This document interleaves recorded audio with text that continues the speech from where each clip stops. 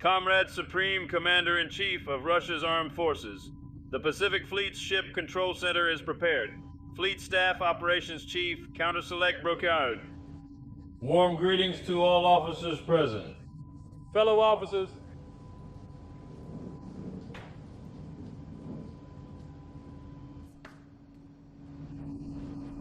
Dear Viktor Nikolaevich and comrades, sincere thanks.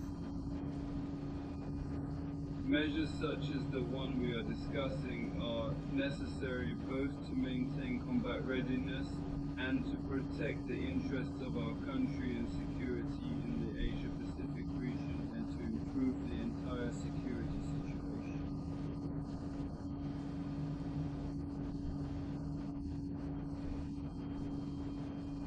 The military components of Russia in this region, including all this, needs to be done taking into account the experience of a special military operation. We moved to a ship with commanders. We also talked about this. You mentioned the combat work of the Marine Corps, of the Pacific Fleet 150.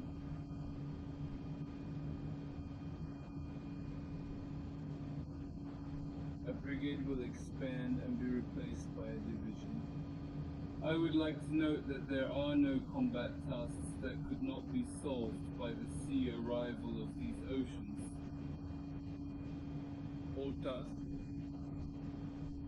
The soldiers act bravely, skillfully, heroically. The fruit in its area of responsibility fully copes with the tasks assigned to it. These tasks are becoming more and more significant, including taking into account the situation developing in the region, about which we see that unfortunately conflict ends are growing here. NATO is seeping in here. New military and political blocs are being created.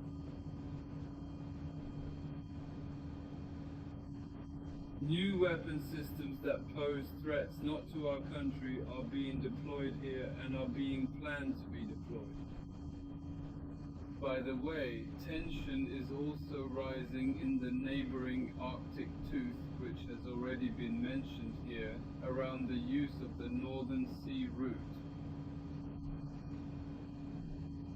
Although Russia has always, exactly always, acted and now confirms its readiness to cooperate, to use the advantages of the North Sea, of course, within the framework of the current international maritime law.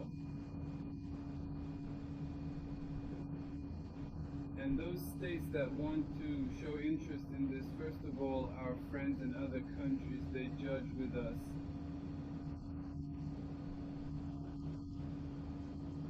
And of course, we will welcome joint work, both with our friends and with all countries that want to participate in the important and very promising business of expanding global logistics.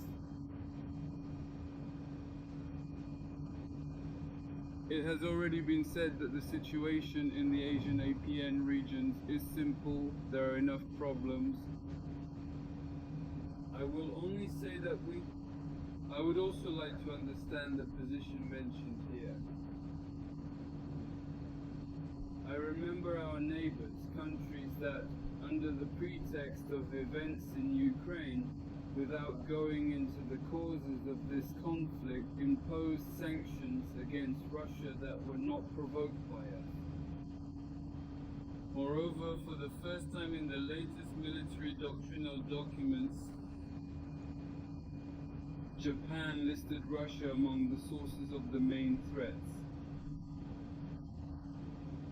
I would like to note that we are not threatening Japan. We have absolutely no complaints. On the contrary, Japan has territorial claims in our country. I mean the bending of Duster Strait. However, this is fixed international documents as realities that arose following the Second World War. But even here, Russia was ready to seek a solution to the conclusion of a peace treaty. Let me remind you that in the mid-50s of the last century, the USSR signed a declaration with Japan, which opened the way to a peace treaty. Japan agreed initially but later refused. Then the Soviet Union did it, that the new Russia met the request of the Japanese government and resumed, at the request of the Japanese country, the dialogue to find ways to a peaceful settlement. And initially,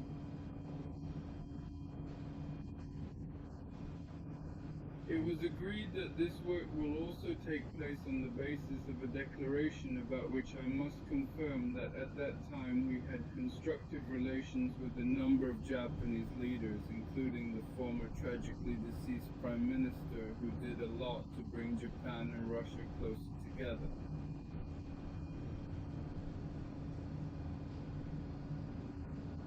To shift our positions, but now we see, unfortunately, a change of position. Allow me to underscore that they were clearly unprovoked by any actions from our side. Hence, the commander's detailed suggestions for agency growth and capabilities enhancement will certainly receive endorsement and full backing. It is absolutely critical to holistically calculate every single issue closely tied to successful implementation. Appropriate instructions will be given to both the Ministry of Defense and the government of the Russian generation. Performers and sources need to be identified. However, within Russia, the focus lies in accentuating their collaborative efforts with others across the board. I'm fully aware this involves joint efforts in treatment. However, my intention isn't to ask you to extend this discussion further.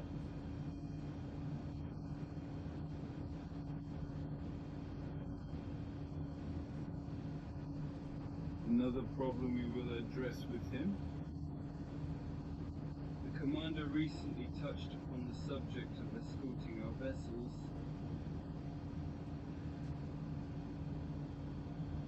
I want to draw your attention to European Union decisions that took place food. We observed that the governing authorities of certain nations are actively and blatantly violating international maritime rules by attempting to curtail the movement of vessels owned by our hard-working citizens, all while contemplating measures to confiscate our assets and sell off appropriated goods to their own benefit. Of course, this is nothing more than piracy and division. If this starts to be put into practice, we will need to respond in kind and possibly even mirror the actions. Not limited to operations in planned areas, but also potentially extending beyond these waters. We will act wherever we find it necessary and strategically beneficial, including in the area of responsible networks of peuplians. I would ask you to pay attention to this. They know that such an order from the Ministry of Defense has been conveyed to the team of peuplians. I would kindly request a detailed proposal regarding this matter. To conclude, I want to reiterate that Russia continues to bolster its overall security in a comprehensive way. Within the department, there is an unwavering commitment to fostering mutually beneficial compromises with all neighboring countries and partners. And we are ready to do this ourselves, but we are also surprised. It's easier to leave the Commander-in-Chief. The forces and troops of the Sikian fleet are in constant combat readiness, performing tasks according to their intended purpose, are unable to ensure the security of the Russian Federation in the Asia-Pacific region. The military-political situation in the region is tense and has a steady tendency to become more complicated. The main factors in the growth of military and political tensions are the destructive activities of Western countries to override the security system of the VTR, their increase in advanced military presence, as well as the creation of Western-controlled new political and military alliances. We are talking about the block structure of AUKUS and the Triple Alliance. At present, new alliances such as Japhas, Squad, and Argus are being actively forged and gaining prominence.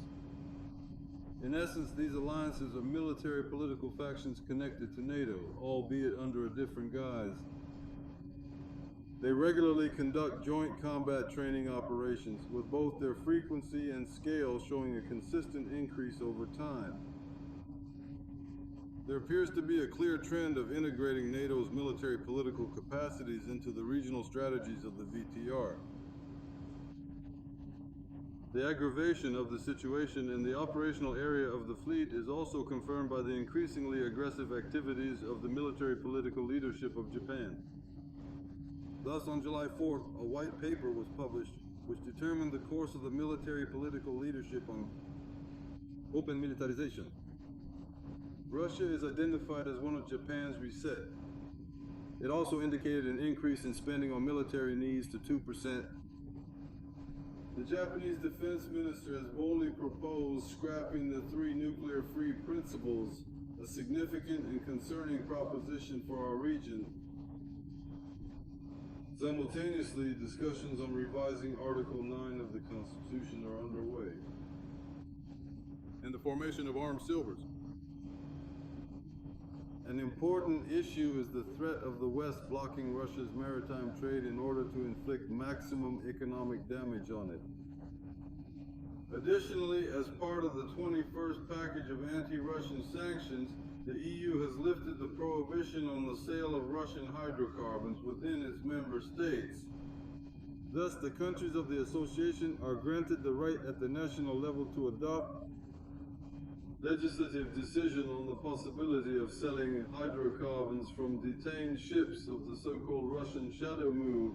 Thereby, the European Union seeks to legally justify its actions in contradiction with the international, who, in accordance with your comrade the Supreme Commander-in-Chief's order, we have conducted a detailed analysis of the maritime traffic carried out by the VTR. We know the routes that they are carrying and whose ships they are. Only in the exclusive economic zone of the Russian Federation along the islands of the South Kuril Greda from April 24 to August 6, 2026, 1001 trials took place. Among these vessels, 379 are registered under the flags of adversarial nations, including 273 dry cargo ships and 71 tankers, with 26 hailing from Britain and 9 from France.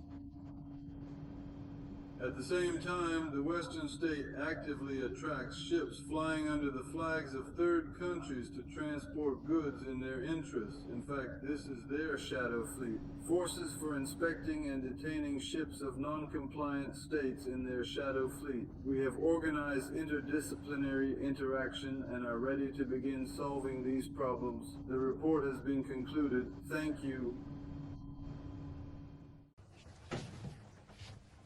Good afternoon, fellow officers. Dear comrades, good afternoon. Yesterday, during the preparatory exercise sessions, you engaged in discussions with the raft commander and his team, covering not only the detailed objectives of yesterday's operations, but also concerning the ongoing developments within your domain of responsibility. It is evident that while the primary objectives are being addressed amid the framework of this critical special military operation, the task of safeguarding the security of the Russian state along all its borders and across its entire territories remains an essential duty entrusted to us all. This is a difficult territory. Yesterday, the commander gave an assessment of the situation in the region, and I fully agree with it. I would like to listen to you today and listen to your proposal. Furthermore, there was deliberation on measures and strategies required to establish optimal conditions for you and your team to perform efficiently and effectively as you tackle the collective challenges and responsibilities that must be systematically assigned. Let's get started. Comrade. Supreme Commander of the Russian Federation Armed Forces, postponed by Deputy Commander of Red Banner 36th Division for Military Political Work, Captain of First Rank. I wish you well. Comrade Supreme Commander. Ship Museum of the Guards missile cruiser Varyag.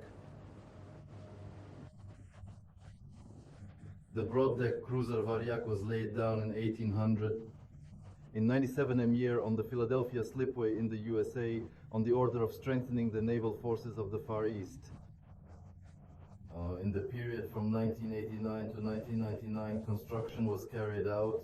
In 1900, the crew arrived, underwent sea trials, and was accepted into the armored cruiser. And in 1901, the ship made a transition from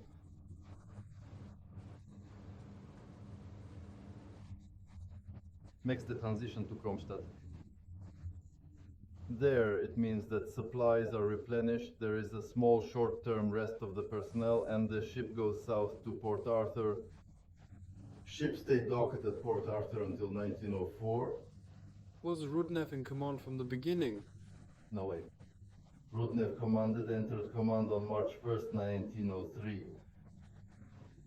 1,904 years, the ship, according to instructions, is advanced to the port of Chimulpo in Korea, is anchored there with it is the gunboat Koritz, which arrived shortly before the events about which I will report further. The commander of the gunboat Koritz reported to Rudnev that he was fired upon in the Japanese squadron on the way to the port of Chimulpo.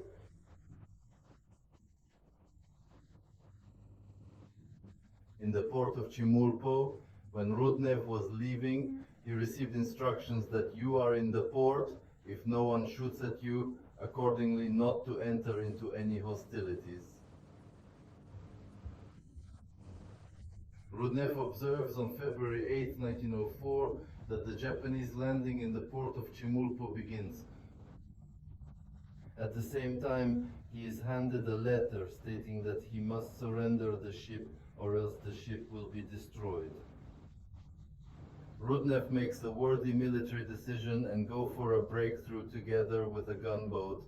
They meet and engage in a counter battle with the Japanese squadron, which consists of 14 ships.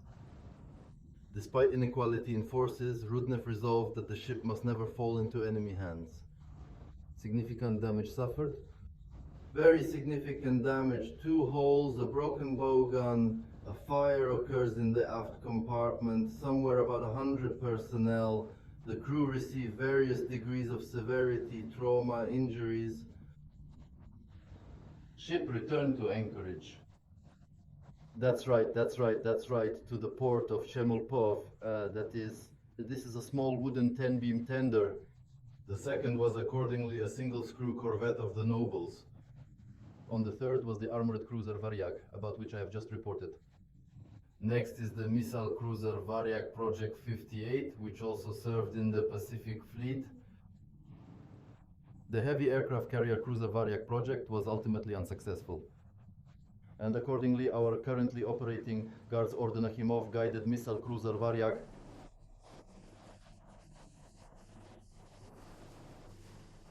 ask us to make a record. Deciding on the hero's recognition was initially contentious. That's right, yes. You first fell into disgrace, let's say, of a kind. Yes, thank you.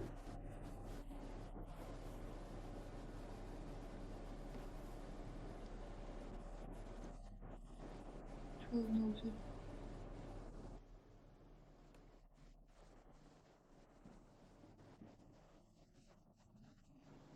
If you allow me 2 more minutes, I mentioned that the Charter prohibits breeding open Agni, but in general it is in such demand, and it is well groomed.